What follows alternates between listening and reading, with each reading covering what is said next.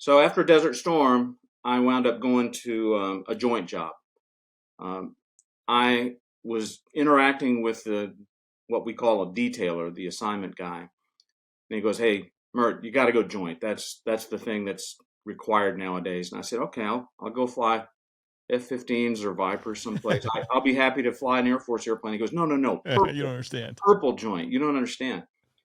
And so I wound up going to a job in Supreme Headquarters Allied Powers Europe, SHAPE, in Belgium. And comparing January and February of 1991 to August of 1991, NATO takes holiday in August, except for the Americans. It was so relaxed, it was stressful. Just unbelievable. Superb holiday at public expense is another acronym that was kicking around there in terms of what SHAPE really stood for. But so anyway, I finished that. Oh, by the way, I didn't go to Tailhook 91, and I had a airtight alibi. I was at SHAPE over in Belgium. So was 91 the year? Yeah, it was the mother of all tailhooks, and I would have been there if I could. Right. Actually, by the time I was there for a while, I learned how to kind of manipulate or make the system work to my advantage. And so I went to the Paris and the Farnborough air shows as a NATO rep. I mean, As you should. It was for the good of the alliance, Yeah, no, it's good. But I had gotten most of the notoriety. Nick Mongello I'd been aide to a 3-star. In fact, the 3-star that was in charge of naval aviation, a guy named Dick Dunleavy, a delightful, wonderful leader, great guy. He was in charge of naval aviation still. So I'd been his aide back in 88, 89 timeframe. Now 90, 91 come along, Desert Storm. So I was pretty comfortable. I knew the air boss really well. I mean, he was somebody I just did work really closely with. And so I felt like, you know what, Nick has been kind of overshadowed just because my missiles got there about 7 seconds earlier or something like that. And I've just, based on the seniority and the first, I had more notoriety than he had. And so it's like, you know what, it's okay. And plus, we had just barely gotten to Belgium as well. And it would have been kind of an unpopular decision on the home front to go, you know what, I'm going to leave you and the kids and go hooting and hollering and have a great time in Vegas. And so I stayed back.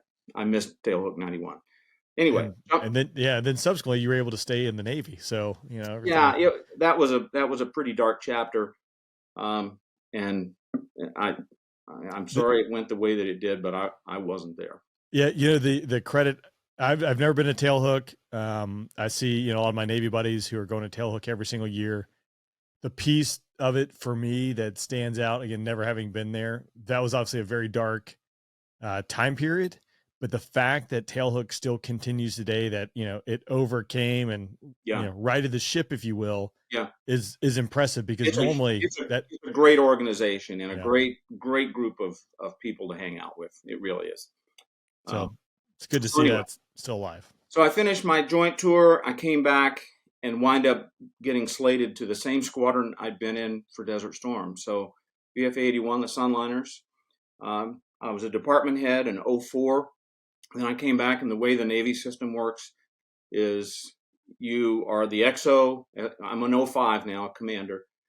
You check in as the executive officer, you're number 2, and then after a certain amount of time, then you fleet up and become the skipper. And so I checked back into the squadron in December of 83. I'm sorry, 93. So I'd gotten back in summer of 93. Now I check in, and we're about to make Saratoga's final deployment.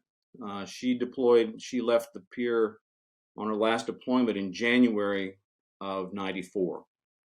And so the airplanes are the same, the spaces are the same. There's a handful of people that may still be there, but a squadron is just like a river. You stick your finger in, you take it out, and there's a whole other group of people who have flowed through, and then you go back in. And so there was a lot of familiar, but there was a lot of new, just based on the fact that. But it was kind of weird to be in the XO stateroom, because that had been the XOs, and now I'm the XO.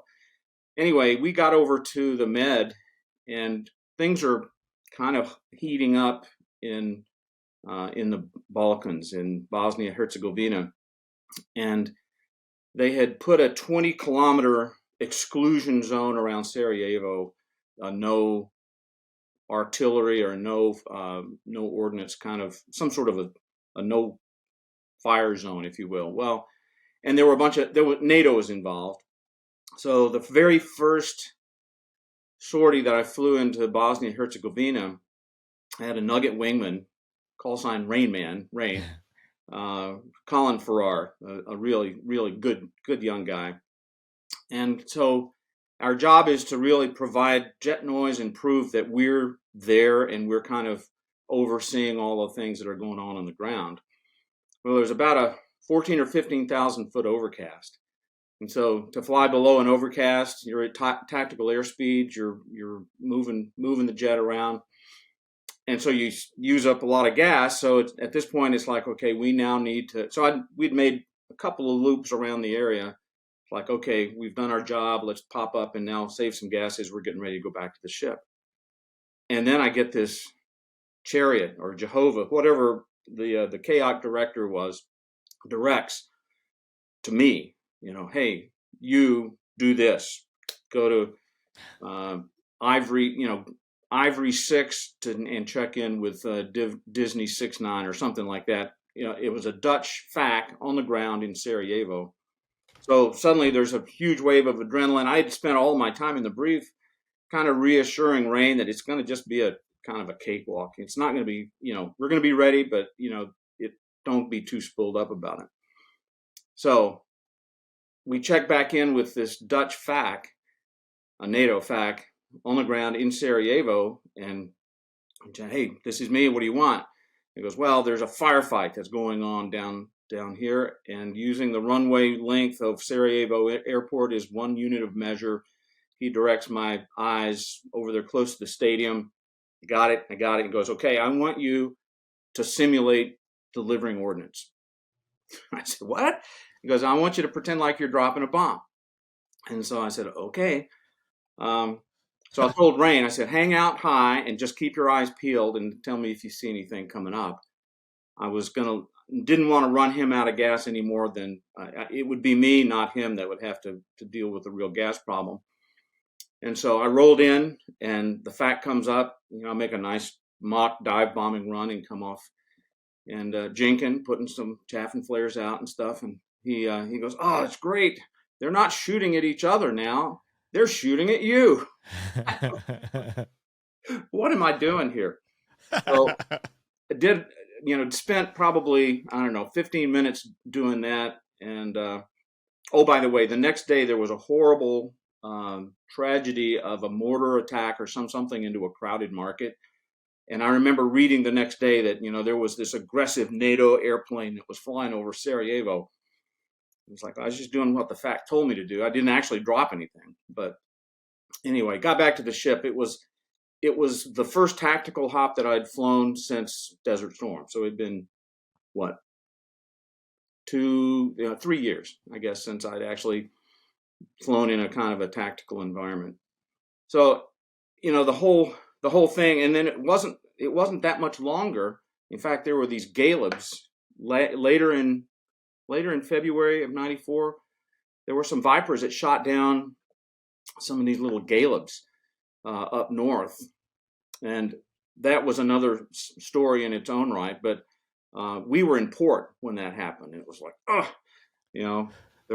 we didn't have that opportunity to. Oh. I mean, right place, right time.